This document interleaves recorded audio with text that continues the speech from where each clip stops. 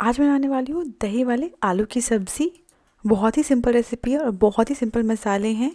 बहुत ही मज़ेदार बनती है ये सब्ज़ी। तो जल्दी से बनाना शुरू करते हैं। सबसे पहले एक बोल में 1 कप दही ले लेंगे। कोशिश करिएगा फ्रेश दही लीजिएगा और दही बहुत ज़्यादा खट्टी ना हो।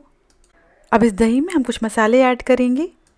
1.5 चम्मच धनिया पाउडर, आधा छोटी चम्मच हल्दी पाउडर, 1 चम्मच गरम मसाला, 1.5 चम्मच कश्मीरी लाल मिर्च पाउडर। इससे सब्ज़ी में कलर बहुत बढ़िया आ जाएगा। आप इसकी जगह डेगी मिर्च का इस्तेमाल भी कर सकते हैं। और आधा चम्मच जीरा पाउडर ऐड करेंगे। अब इन सारे मसालों को दही के साथ अच्छे से मिक्स कर लेंगे।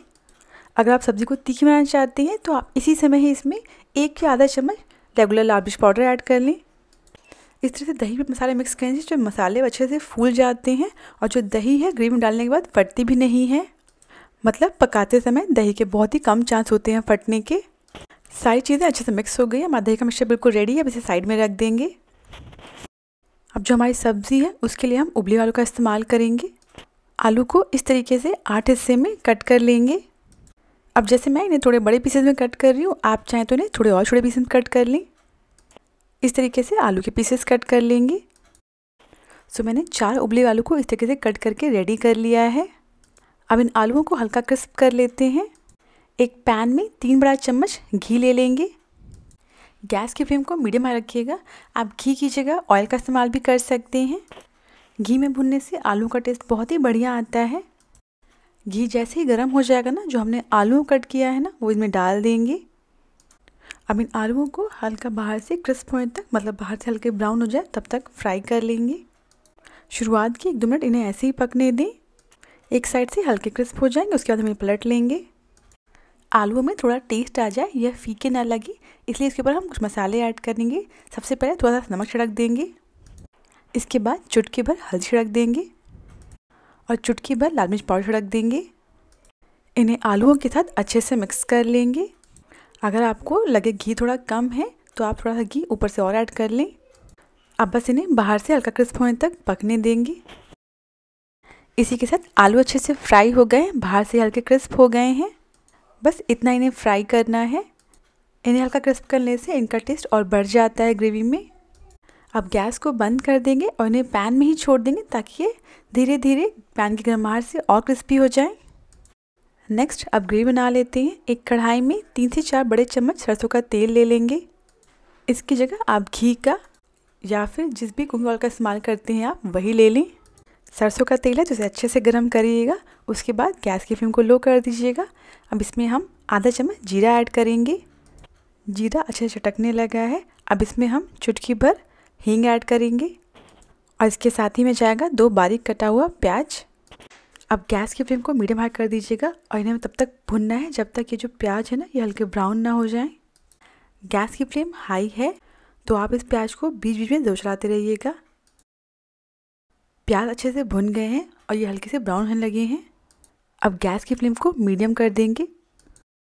अब इसमें बिल्कुल बारीक कटे हुए 5 से 6 लहसुन, 1 इंच अदरक और 2 हरी मिर्च ऐड करेंगे। अब जैसे मैंने इन्हें बारीक कट कर लिया है, आप ग्राइंडर जार में डालकर इनका पेस्ट बना लें या फिर इन्हें दरदरा कूट लें। इन्हें प्याज के साथ अच्छे से मिक्स कर लेंगे और इन्हें 1-2 मिनट के लिए अच्छे से पकने देंगे। 2 मिनट पकाने से लहसुन का कच्चापन और स्मेल ख़त्म हो जाएगी। सारी चीज़ें बिल्कुल बढ़िया से पक गई हैं। अब गैस को 1 मिनट के लिए बंद कर देंगे और इस मिक्सचर को 1 मिनट के लिए ऐसे ही छोड़ दिएगा ताकि ये हल्का सा ठंडा हो जाए।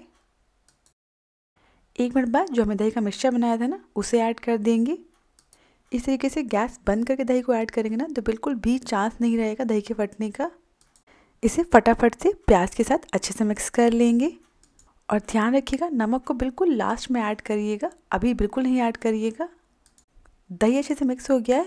अब गैस को मीडियम फ्लेम पर ऑन कर लेंगे और गैस ऑन करने के बाद इसे 1-2 मिनट के लिए इस तरीके से लगातार चलाते रहेंगे। 2 मिनट लगातार चलाने के बाद इसे हम एक उबाल आने तक पकने देंगे। जैसे इसमें उबाल आ जाएगा इसे हम एक बार अच्छे से चला लेंगे। ध्यान रखिएगा गैस की फ्लेम को मीडियम ही रखिएगा। इसमें एक उबाल भी आ गया और जो दही है वो फटी भी नहीं है।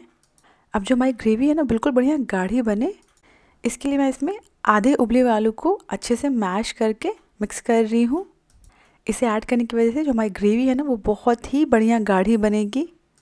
इन आलूओं को अच्छे से मैश करते हुए ग्रेवी के साथ मिक्स कर लीजिएगा।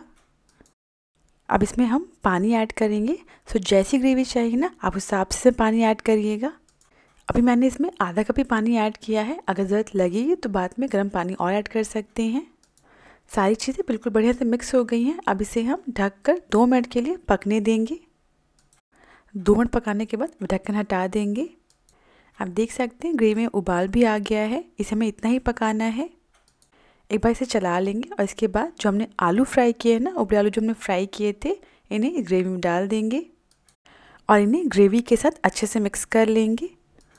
बहुत ही सिंपल सी सब्ज़ी है पर ये बहुत ही टेस्टी बनती है। सारी चीज़ें बिल्कुल बढ़िया से मिक्स हो गई। अब इसे हम ढककर 10 मिनट के लिए पकने देंगे। बीच बीच में 1-2 बार ज़रूर चलाते रहिएगा, वरना जो सब्ज़ी है ना वो नीचे से लग सकती है। इसे पकते हुए लगभग 10 मिनट हो गए हैं। अब ढक्कन हटा देंगे और इन्हें एक बार चला लेंगे। ये जो ग्रेवी है ये पहले से और ज़्यादा गाढ़ी हो गई है। आपको ग्रेवी पतली करनी है तो आप इसी समय इसमें गर्म पानी ऐड कर दें। अब इसमें हम स्वाद अनुसार नमक ऐड करेंगे। अगर आपको दही खटास को बैलेंस करना है तो आप बहुत ज़रा सा इसमें चीनी भी ऐड कर सकते हैं। इसमें 1 चम्मच भुनी हुई कसूरी मेथी को इस तरीके से हाथों पर क्रश करके डाल देंगे। कसूरी मेथी का बहुत ही बढ़िया टेस्ट आता है इस सब्ज़ी में। सारी चीज़ों को बढ़िया से मिक्स कर लेंगे और मिक्स करने के बाद गैस को बंद कर देंगे। बहुत ही डिलीशियस बनती है सब्ज़ी, बस ज़रूर ट्राई करें। सारी चीज़ें बढ़िया से मिक्स करने के बाद लास्ट में इसके ऊपर बारीक कटी हुई धनिया की पत्ती डाल देंगे और इसी के साथ दही वाले आलू की सब्ज़ी बिल्कुल रेडी है। इसे आप रोटी, पराठे या पूड़ी के साथ सर्व कर सकते हैं। आप देखिए ग्रेवी कितनी बढ़िया लग रही है। एक बार इस रेसिपी को ज़रूर ट्राई करें। अगर आपको रेसिपी पसंद आई हो तो प्लीज़ मेरे चैनल को सब्सक्राइब करना ना भूलें।